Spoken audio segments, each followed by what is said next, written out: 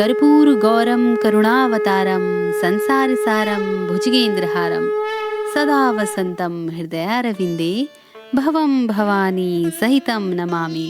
अर्थात कर्पूर गौरम, कपूर के समान सफेद और शुद्ध, करुणावतारम, चिंता और करुणा के अवतार, संसार सारम, ब्रह्मांड की सच्ची आत्मा, भुजगेन्द्रहारम, नागों की माला धारण किए हुए, सदा वसंतम हृदय अरविंदे, कमल के समान पवित्र हृदय में निवास करने वाले, भवम भवानी सहितम नमामि, जो भगवान शिव माता पार्वती समेत मेरे हृदय में निवास करते हैं, मैं उन्हें प्रणाम करती हूँ।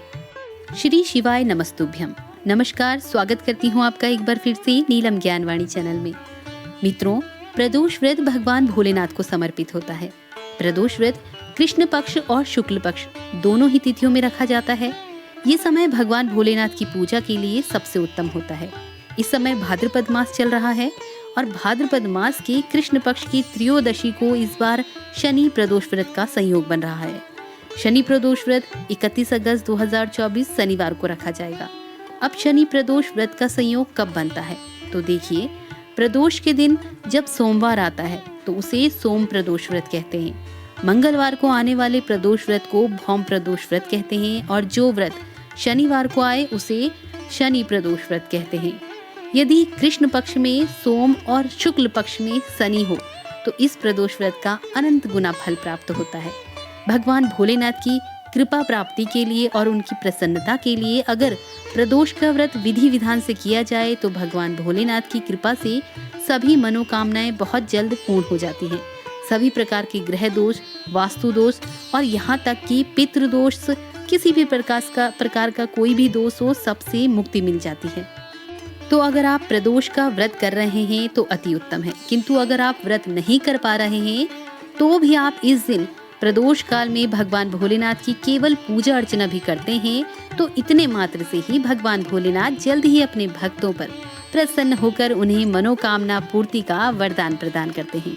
माना जाता है कि प्रदोष काल में भगवान भोलेनाथ अत्यंत ही प्रसन्न चित्त मुद्रा में होते हैं और इस दिन यानी कि त्रयोदशी तिथि की संध्या काल में जो भी भक्त उनकी आराधना करते हैं उन भक्तों की कामना भगवान भोलेनाथ अवश्य ही पूरी करते हैं। तो अगर आप व्रत नहीं कर रहे हैं तो पूजा आराधना तो आपको जरूर करनी चाहिए। अब भगवान भोलेनाथ की प्रदोष काल में यानी कि संध्या के समय पूजा आराधना करने के बाद उनकी कथा को भी अवश्य ही पढ़ना और सुनना चाहिए। तो आज की वीडियो में मैं आपके लिए अत्यंत पुण्य फलदायी शनि प्रदोष व्रत की कथा लेकर आई हूँ। कलयुग में प्रदोष व्रत कथा का पाठ करना सर्व फलदायक होने के साथ मुक्तिदायक भी है। आपसे अनुरोध है कि कथा को अंत तक जरूर सुने, तभी कथा सुनने का पूर्ण फल आपको प्राप्त होगा। कथा आरंभ करने से पहले एक बार भगवान भोलेनाथ के चरण कमलों का ध्यान करते हुए सच्चे हृदय से कमेंट बॉक्स में हर हर महादेव जरूर लिखिएगा। भगवान भोलेनाथ आप भक्तों की सभी मनोकामनाएं पूर्ण करें। इसी मंगल कामना के साथ कथा का शुभारंभ करते हैं।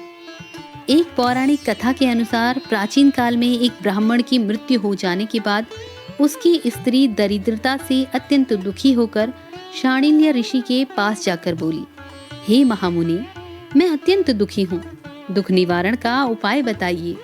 मेरे 2 पुत्र आपकी शरण में हैं। मेरे ज्येष्ठ पुत्र का नाम धर्म है जो कि एक राजपुत्र है और छोटे पुत्र का नाम शुचिव्रत है। अतः हम दरिद्रता से अत्यंत दुखी हैं। आप ही हमारा उद्धार कर सकते हैं। इतनी बात सुनकर ऋषि ने उन्हें शनि प्रदोष व्रत करने को कहा। कुछ समय पश्चात प्रदोष का व्रत आया। तीनों ने प्रदोष व्रत का संकल्प लिया और प्रदोष व्रत करने लगे।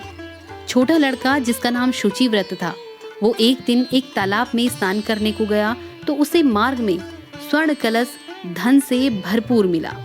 उसको लेकर वो घर आ गया। प्रसन्न होकर माता से कहा कि माँ, ये धन मार्ग से मुझे प्राप्त हुआ है। माता ने धन देखकर शिव महिमा का वर्णन किया। राजपुत्र को अपने पास बुलाकर बोली, देखो पुत्र, यह धन हमें शिव जी की कृपा से प्राप्त हुआ है, अतः प्रसाद के रूप में दोनों पुत्र इसे आधा आधा बांट लो। अब माता के वचन सुनकर राजपुत्र ने शिव पार्वती का ध्यान किया और बोला, पूज्य माता, यह धन आपके छोटे पुत्र का है, मैं इसका अधिकारी नहीं हूँ। मुझे शंकर भगवान और माता पार्वती जब देंगे मैं तब ले लूंगा। इतना कहकर वह राजपुत्र शंकर जी की आराधना में लग गया। एक दिन दोनों भाइयों का प्रदेश भ्रमण का विचार हुआ और दोनों भ्रमण के लिए निकल गए। वहां उन्होंने अनेक गंधर्व कन्याओं को क्रीड़ा करते हुए देखा। उन्हें देखकर शुचिव्रत ने कहा कि भैया, अब हमें इससे आगे नहीं जाना चाहिए, क्योंकि वहां पर गंधर्व कन्याएं क्रीड़ा कर रही हैं। इतना कहकर शुचिव्रत उसी स्थान पर बैठ गया, परंतु राजपुत्र अकेला ही स्त्रियों के बीच में जा पहुंचा। वहां एक स्त्री सुंदर राजकुमार को देखकर मोहित हो गई और राजकुमार के पास पहुंचकर अपनी सखियों से कहने लगी कि इस वन के समीप जो दूसरा वन है, आप वहां जाकर देखो, भांति भांति के पुष्प खिले हैं, बड़ा सुहावना समय है, उसकी शोभा देखकर आओ। मैं तब तक यहीं बैठी हूँ, क्योंकि मेरे पैरों में पीड़ा है। ये सुनकर सब सखियां दूसरे वन में चली गई और वह अकेली ही राजकुमार को देखती रही। इधर राजकुमार भी कामुक दृष्टि से उसे निहारने लगा। युवती बोली, आप कहाँ रहते हैं? वन में कैसे पधारे? किस राजा के पुत्र हैं? आपका नाम क्या है? तो राजकुमार बोला, मैं विदर्भ नरेश का पुत्र हूँ, आप अपना परिचय दें। युवती बोली, मैं विद्रविक नामक गंधर्व की पुत्री हूँ, मेरा नाम अंशुमति है। मैं आपकी मना स्थिति को जान चुकी हूँ कि आप मुझ पर मोहित हैं। विधाता ने हमारा संयोग मिलाया है। अब युवती ने मोतियों का एक हार राजकुमार के गले में डाल दिया। राजकुमार हार स्वीकार करते हुए बोला, हे भद्रे, मैं आपका प्रेमोपहार स्वीकार कर चुका हूँ, परंतु मैं निर्धन हूँ। राजकुमार के इन वचनों को सुनकर गंधर्व कन्या बोली कि मैं जैसा कह चुकी हूँ वैसा ही करूँगी, अब आप अपने घर जाएं। इतना कहकर वह गंधर्व कन्या भी अपनी सखियों के साथ चली गई। इधर घर जाकर राजकुमार ने शुचिव्रत को सारा वृतांत कह सुनाया। जब तीसरा दिन आया, वह राजकुमार शुचिव्रत को लेकर उसी वन में जा पहुंचा। वहीं गंधर्वराज अपनी कन्या को लेकर आ पहुंचा। राजकुमार को देखकर गंधर्वराज बोले कि मैं कैलाश पर गया था। वहां शंकर जी ने मुझसे कहा कि धर्मगुप्त नाम का एक राजपुत्र है, जो इस समय राज्य विहीन निर्धन है और मेरा परम भक्त है। हे गंधर्वराज, तुम उसकी सहायता करो। मैं महादेव जी की आज्ञा से अपनी इस कन्या को आपके पास लेकर आया हूँ। आप इसका निर्वाह करें, मैं आपकी सहायता कर आपको राजगद्दी पर बिठा दूंगा। इस प्रकार गंधर्वराज ने कन्या का विधिवत विवाह कर लिया। धन और गंधर्व कन्या को पाकर राजपुत्र अत्यंत प्रसन्न हुआ।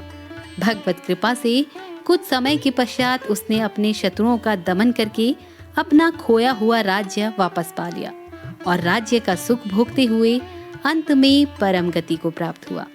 तो बोलिए शंकर भगवान की जय। तो भक्तों, ये थी शनि प्रदोष व्रत की कथा। उम्मीद है ये कथा आपको पसंद आई होगी। तो शनि प्रदोष व्रत के इस मंगलमय दिन के शुभ अवसर पर इस कथा को अपने मित्रों और संबंधियों के साथ शेयर जरूर कीजिए। वीडियो पसंद आए तो वीडियो को लाइक भी अवश्य कर दीजिएगा। तो मिलते हैं अपनी नई वीडियो में, तब तक के लिए नमस्कार।